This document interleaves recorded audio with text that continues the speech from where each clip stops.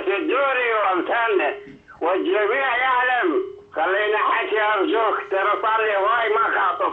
طيب صار لي هواي ما خاطب للشعب العراقي، والشعب العراقي مشتاق الى سماع صوتي. طيب الجميع يعلم انه انا منتخب من قبل العراقيين 99 و99%، وهذا الانتخاب ليس لدوره مقدارها 4 سنوات، وانما طيب انا اريد اسمع منك تعليق.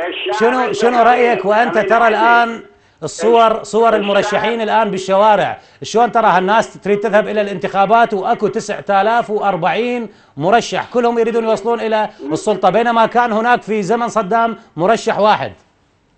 ما اعترف بهم هذول ال 9400 وكل الشعب يريد يرشح، يعني شنو؟ انا اعترف بس بواحد هو رمز العراق والقائد الضروره. هذا انتخاب مدى الحياه. خل يعلم الجميع انه انا وين رحت من العراق كاني باقي كرئيس جمهوريه مدى الحياه منتخب. هذا موقع عليه الشعب العراقي، مو كيفك وكيف ذول قاعدين قدامك وما اعرف ايش. انا رئيس جمهوريه العراق مدى الحياه. يعني سؤالي الاخير، شنو رايك بهذه المفخخات اللي الان تفجر العراقيين؟